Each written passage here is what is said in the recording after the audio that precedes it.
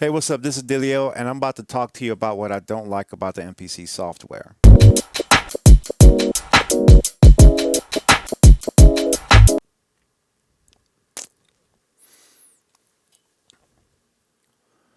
So this is a different type of video. This is me voicing my opinion about the platform. I know I do a lot of good, praises about the platform, which I do use pretty much primarily more than any other platform.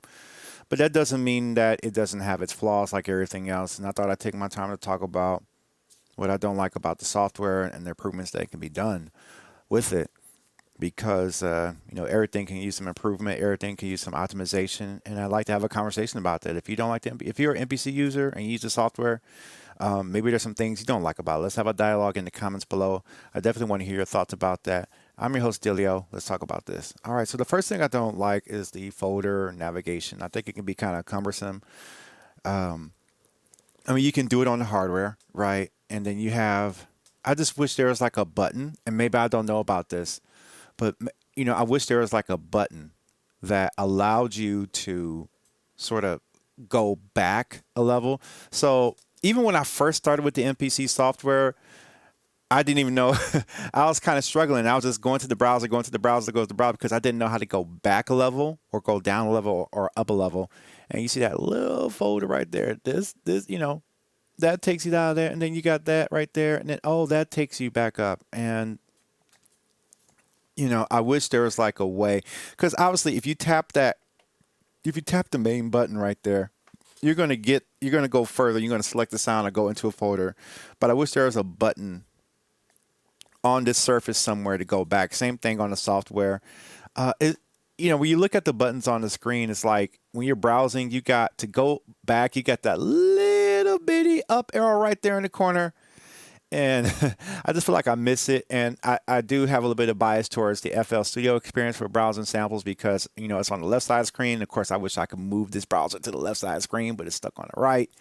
And I just don't like that. It works. It does what it needs to do.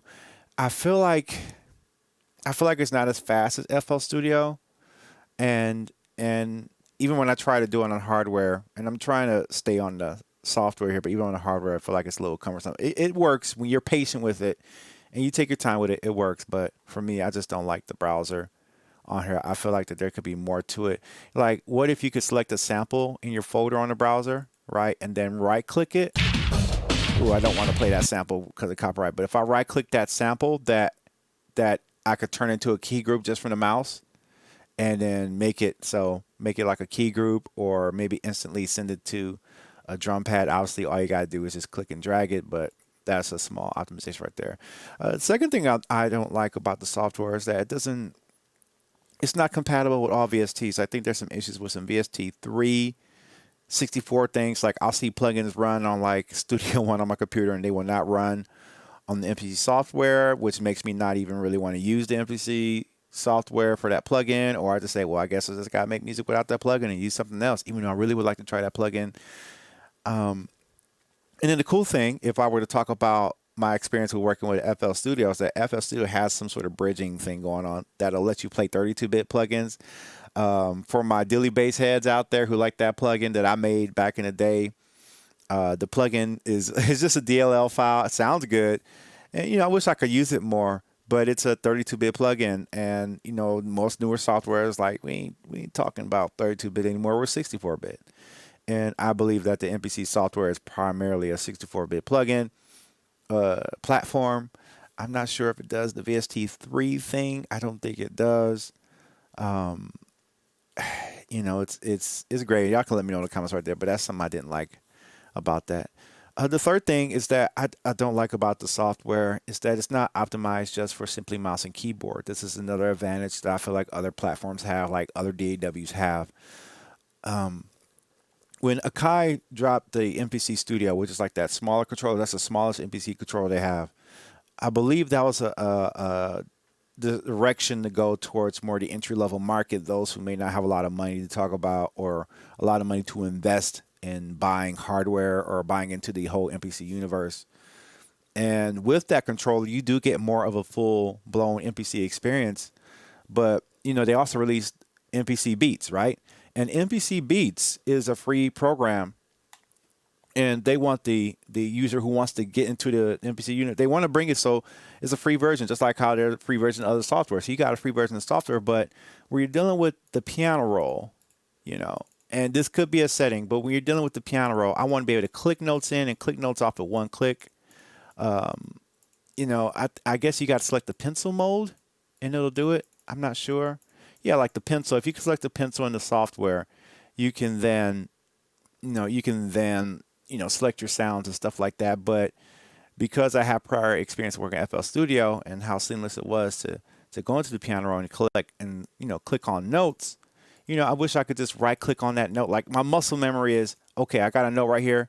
I could change the note like there. Okay, cool. But when I right click in there, there's not really much I can do about it. There's not an option to pan it each note, or change the volume or stuff like that. But I know in the FL Studio platform, you can really have fun with that and just go to town with those sounds. So, I think that's sort of a thing right there where is I want to edit the sound and play with the notes. You can't do that. So back to my point about that. So if you got a brand new user that that probably most likely has tried out FL Studio and you want to compete with that, I think that you really got to make this piano roll and this drum grid a lot more easier to work with because without that, you're going to be in trouble. Well, it just make for an easier experience. What goes to my next thing, that DAW ranges. So if I were to show you the screen again, if I'm showing you a little bit of screen, I know it's in the corner, but you'll get the idea. This is sort of like that track view, and all we really have is a little bit of data sort of representing things, but I can't really. You can't really. You can kind of get in there, but this is like dabbling into DAW world, and I wish it was a little bit further so I could see what the clips are doing as far as like as cells. Like you don't really get cells in here, so I think that coming from being exposed to all these other platforms, you're going to miss it in this platform right here, where you can get a ranger. I think the MPC Force has an arranger on it, but the MPC Force has a whole different operating system thing going on with that. And to my knowledge, you can let me know in the comments below, but there's this streaming that's on there. And so just being able to get in there and edit those notes, like, I can't really do that without really sort of like, okay, so what does this do? Oh, I can highlight that and move that. Oh, okay, I can highlight, move that. But it's almost DAW like, but not quite seamless. I do miss that, and I wish that was more of a fleshed out thing on the platform. Another thing you can't really do in the software is like draw your automation. That is something I really like. So this echoes machine. So let's talk about it. So, in the software, you got your notes and things like that. And, you may have a plugin or musical notes, and wow, that's a little off right there. And then you can do a little bit of automation, but what you got to do, you got to select your pencil there or something, and you got dots. But let's look at that probability. That goes for each step, and I can understand that. But let's say I had a filter or something like that. You can't really draw your automation. You don't got the curves and things like that. Now I know you can do that in FL Studio. I don't think you can even do that in Machine, which is one of my gripes about Machine back in the day. Was like, I can't draw automation in there. Now, me voicing my opinion about that didn't really make a difference because I don't think you even still do that today. And for my Machine users, if you're here, let me know if you can, but I don't think you can. I really like to draw in the automation. I don't want to put the automation in by steps. You can't really do that. That's a gripe of mine. I really want to be able to do that on this platform, give or take. And once again, just talking about the piano roll, I think the piano roll could do get a lot more love. I mean, it works. You can hear a note, and that's cool. You can click a note in, but sometimes what if I want to just edit that note, edit the velocity of that note, or just kind of right click into the note. Like that's one of the coolest features about FL Studio is that you can really right click into the note. You can right click into the note and really just sort of fine tune all the details you want of that note. The closest thing I can do that is like the MIDI list on here, or you have to kind of go into the grid and you have to kind of dig in that way and find that step on here. And, it still leaves a lot to be desired because I want to be able to do that on there. And there's a few other things like the time signature, changing that. It's a little confusing. Like I think you have to go file, then edit, then preferences, and then sequencer, hardware, plugin, project defaults right here. Like I'll show you. Like why do I have to go all the way to the preferences to change my time signature? I can change the default bars, but if I want to change my time signature, and I could be missing something, and if I'm missing it, by all means, let me know. It's not going to hurt my feelings if you know something I don't know about this platform. But if I want to change the time signature of this, I can't do that. And one more thing, and this isn't hardware related, but like if you notice, like on a software, if I'm composing a full song, and when I'm trying to compose something for the radio, we know that radio song length is a lot shorter than a lot of things. So that's like what, 2.5, 3 minutes. Let me know in the comments what you believe that the radio length of a song is. You can go what, 2 minutes, 2 to 3, 2, 3 minutes long song. And so if I click this timer right here, I can get hours, minutes, and seconds right here. But as far as on the hardware itself, if I didn't have the software, I don't know where to go or what to tap to change that to times, minutes, and seconds on here if I'm away from the computer. I have no way of switching that. I don't know. If you know a way to do that, let me know in the comments below. I'd love to know about that. And, there's always definitely more you can do on here to improve it. But those are some things I don't like about the software.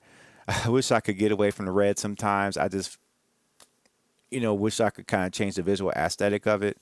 That was kind of one of my things that threw me off when I first got on here. I was like, wow, these colors are really, really different. But otherwise, it's really good software. And obviously, there's always going to be places to improve. But those are some few things I don't like about it that I wanted to talk about in this video. And I'm interested to hear what you guys have to say about it in the comments below. And if I know something, or if you know something I don't know, let me know. If you know something I don't know about it, let me know. I'm definitely interested to see what you guys have to say about it. And we'll go from there. So my name is Dilio. You're watching the Dilio TTK YouTube channel. Like, comment, and subscribe for more content. All right, I'm out.